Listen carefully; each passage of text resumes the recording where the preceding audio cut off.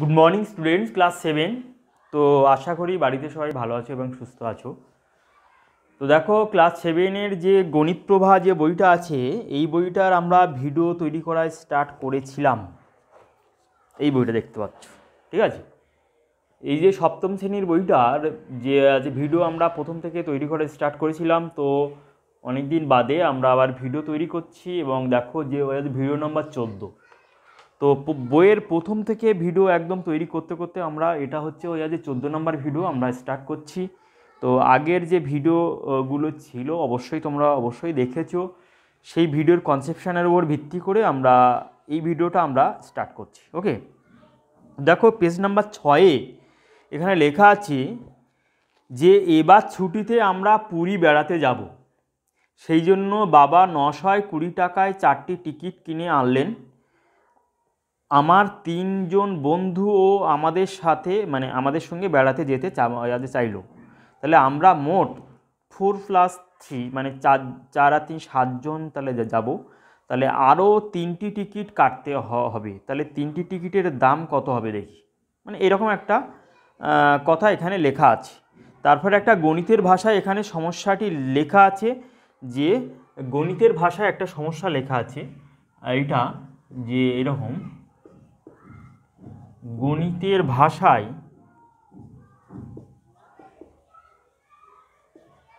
সমস্যাটি বলে এরকম হাইফেন দিয়ে লেখা আছে যে টিকিটের সংখ্যা ব্র্যাকেটে দেওয়া আছে টি, আর এখানে দেওয়া আছে দাম, ব্র্যাকেট দেওয়া আছে টাকা। ঠিক আছে, এরকমভাবে দেওয়া আছে।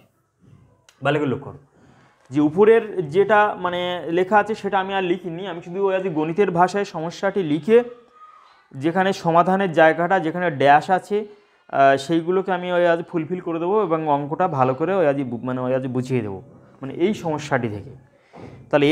তাহলে এইভাবে অনুশীলনীর এবং এক্সাম্পলের অঙ্ক আমরা একদম খুঁটিয়ে খুঁটিয়ে সুন্দর করে ব্যাখ্যা করে দেবো। দেখো, তাহলে এখানে লেখা আছে যে টিকিটের সংখ্যা ও টিকিটের দাম। এখানে লেখা আছে যে টিকিটের সংখ্যা ও টিকিটের দাম ড্যাশ সম্পর্কে আছে। এখানে একটা ড্যাশ দেওয়া আছে, দেখো ড্যাশ সম্পর্কে আছে, এরকম করে ডানি দেওয়া আছে।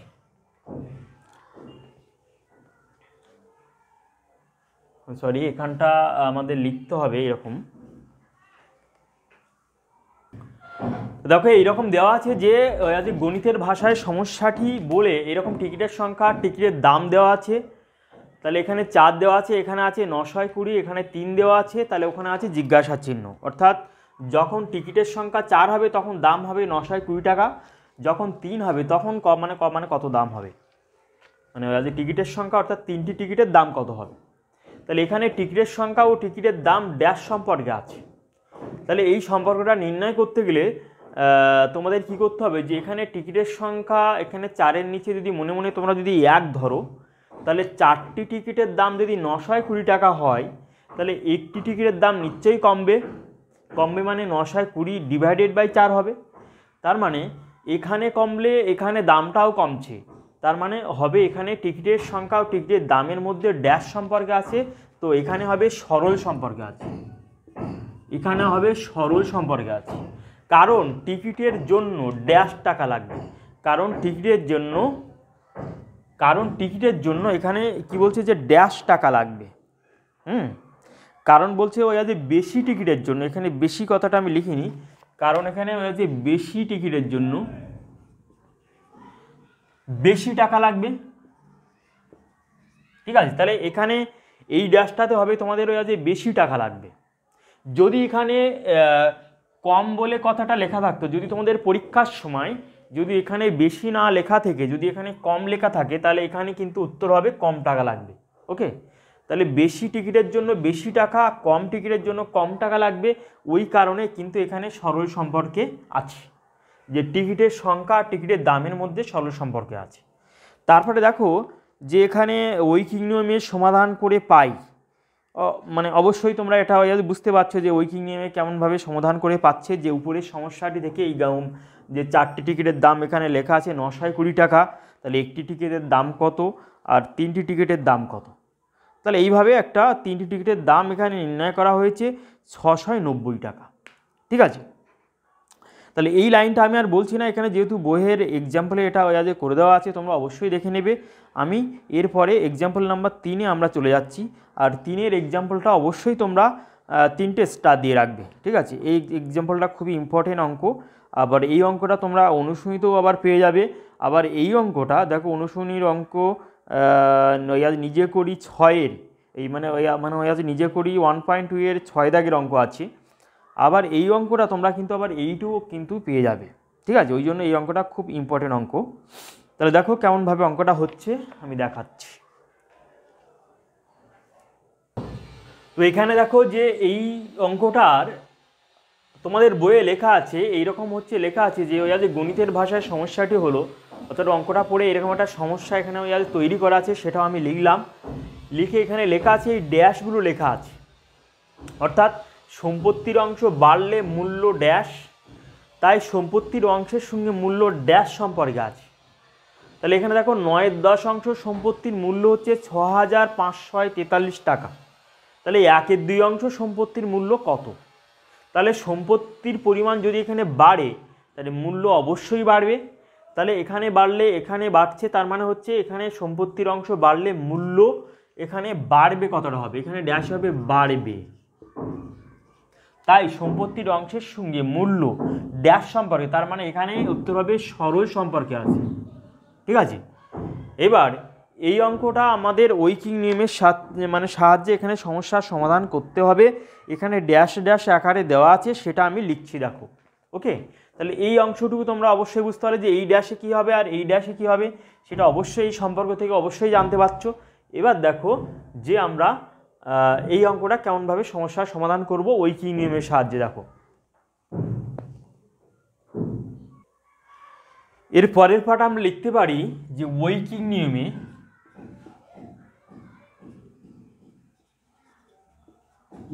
নিয়মে সমাধান করে পাই, যেটা তোমাদের বইয়ে লেখা আছে। ঠিক আছে, তাহলে লিখবো যে 9/10 অংশ সম্পত্তির মূল্য ইকুয়াল টু 6543 টাকা, অর্থাৎ 6543 টাকা। ঠিক আছে, তাহলে এক অংশ সম্পত্তির মূল্য তাহলে তোমাদের বাড়বে না কমবে, এই জায়গাটা হচ্ছে তোমরা কেমনভাবে নির্ণয় করবে। দেখো যে 9/10 অংশ সম্পত্তির মূল্য 6543 টাকা, তো 3টা আমি ভালো করে দিচ্ছি।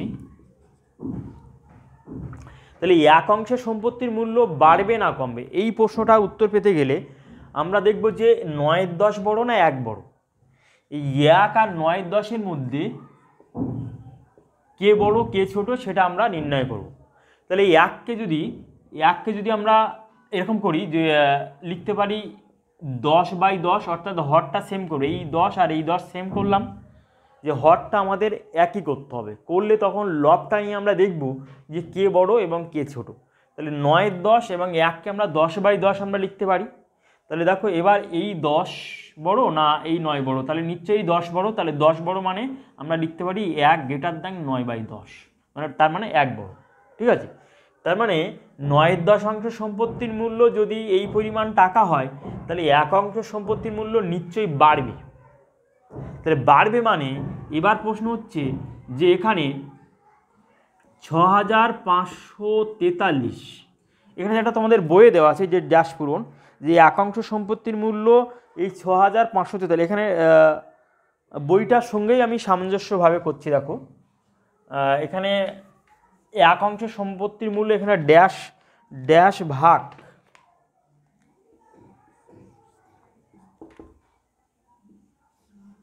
ড্যাশ বাই ড্যাশ আছে, এরকম একটা ব্যাপার দেওয়া আছে, দিয়ে তারপরে দেওয়া আছে ড্যাশ গুণ ড্যাশ গুণ তারপর দেওয়া আছে ড্যাশ বাই ড্যাশ, এরকম দেওয়া আছে। এবার তোমরা রাফে তোমরা দেখে নাও যে এই জায়গায় তাহলে এই ড্যাশটাই হবে 6543, অর্থাৎ এই ড্যাশটাই হবে 6543। হ্যাঁ, এখানে হবে 6543 হবে এই ড্যাশটাতে, আর এই ড্যাশটাতে হবে আমার 9/10,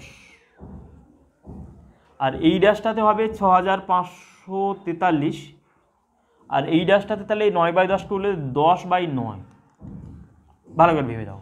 তাহলে ড্যাশ পূরণটা আমি করে দিলাম। এবার এই ড্যাশ পূরণটা করার সাথে সাথে আমরা এরপরে 8-এর এই সমস্ত অঙ্ক আছে, যে এই টাইপের ঐকিক নিয়মের অঙ্ক আছে, তো সেই ঐকিক নিয়মের ক্ষেত্রে আমাদের যেন কোনো ভুলের জায়গা যেন না তৈরি হয়, এই রকম অংশ দিয়ে আমাদের অঙ্ক আছে। তা আমাদের বুঝতে গেলে কি করতে হবে, যে 6543 এখানে গুণ করব। তো এখানে একটা যেহেতু বড়, তাহলে এখানে সম্পত্তির পরিমাণ বাড়বে কি করে, যে যদি 9/10 লিখি, গুণ 9/10 লিখলে বাড়বে না 10/9 লিখলে বাড়বে, কোনটা? অর্থাৎ 9/10কে উল্টে দিয়ে যে ভগ্নাংশ করলে বাড়বে, না 9/10 যদি ইন্টু করে দিই তাহলে বাড়বে। তাহলে নিশ্চয়ই এখানে 10 ভাগে ভাগ করা হচ্ছে, যদি এখানে গুণ চিহ্ন দিই তাহলে 10 ভাগে ভাগ করা হচ্ছে। তাহলে 10 ভাগে ভাগ করলে আর 9 ভাগে ভাগ করলে, তাহলে দুটোর মধ্যে কম্পেয়ার করে আমরা দেখতে পাচ্ছি যে যদি 10/9 লিখি তাহলে কিন্তু বাড়বে, কারণ এখানে এক অংশের সাপেক্ষে আমরা একটা টাকা আমরা বের করব। তাহলে টাকা বের করতে গেলে আমার এখানে টাকার পরিমাণটা বাড়বে, তা ওই কারণে আমরা 9/10 যদি এখানে ইন্টু করে দিতাম তাহলে কিন্তু বাড়তো না, আমরা 10/9 করলে তাহলে বাড়বে। তাহলে ওই কারণে আমরা 10/9 করব ডাইরেক্ট। এবার যেটা বইয়ে দেওয়া আছে, তাহলে 10/9 তাহলে উল্টে দিলে তাহলে এখানে ভাগ হয়ে যাবে, তাহলে এটা ভাগের জায়গায় 9/10, তারপর হবে 10/9। আশা করি তোমরা অবশ্যই বুঝতে পারলে। এবার দেখো যে 1/2 অংশ সম্পত্তির মূল্য তাহলে কত হবে, এরপরের ড্যাশটা আছে, তাহলে এটা আমরা এইভাবে লিখব যে 1/2 অংশ সম্পত্তির মূল্য তাহলে কত হবে। তাহলে এখানে ড্যাশ দেওয়া আছে, যেভাবে লেখা আছে সেইভাবে দিচ্ছি। তাহলে এখানে প্রথমে ড্যাশ দেওয়া আছে গুণ, তাহলে 10/9, এখানে দেওয়া আছে আবার ড্যাশ বাই ড্যাশ, আবার দেওয়া আছে ড্যাশ বাই ড্যাশ, এরকম করে দেওয়া আছে। দিয়ে ওখানে উত্তরটা লেখা আছে 3635 টাকা, ইকুয়াল টু 3635 টাকা, এরকম করে উত্তরটা লেখা আছে।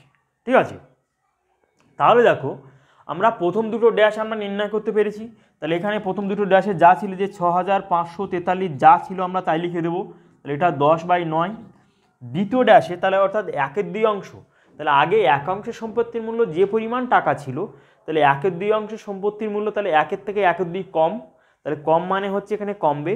তাহলে এখানে 2/1 লিখলে কমবে না 1/2 লিখলে? নিশ্চয়ই 1/2 হবে। 2 ভাগে ভাগ করব। তাহলে এবার আমি ড্যাশটা ফুলফিল করে দিলাম। এবার দেখো এইটাকে ক্যালকুলেশন করে তোমরা কাটাকাটি করে দেখো যে 3635 টাকা অবশ্যই পেয়ে যাবে। তো এখানে যে বইয়ের এক্সাম্পলে যে ড্যাশগুলো দেওয়া আছে, তাহলে সেটা তোমরা অবশ্যই বুঝতে পারলে। এরপরে আমরা 4 নম্বর অঙ্কের দিকে আমরা চলে যাব, যে তোমাদের দেওয়া আছে যে প্রয়োগ 4 বা মানে উদাহরণের 4। তো সেটা আমরা হচ্ছে আলোচনা করবো ভিডিও নম্বর 15-তে আমরা আলোচনা করব। করে তো আমরা অবশ্যই যে আস্তে আস্তে নিজে করি 1.2 এর দিকে আমরা গিয়ে অঙ্ক সমস্যার সমাধান করব। ওকে, তো আজকের ভিডিও নাম্বার 14 এই পর্যন্ত স্টপ থাকবে, এবং পরের ভিডিও পেতে গেলে এই চ্যানেলটাকে অবশ্যই সাবস্ক্রাইব করবে এবং পাশে থাকা যে অল নোটিফিকেশন আছে সেটাকে অন করে রাখবে। ওকে, তাহলে নেক্সট ভিডিও অবশ্যই তোমরা পেয়ে যাবে।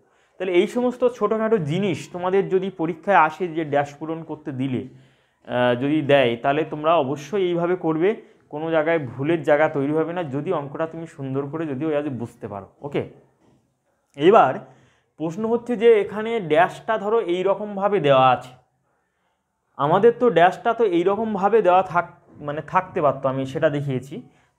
তাহলে এইরকমভাবে যদি ড্যাশ থাকতো তখন কি করতে?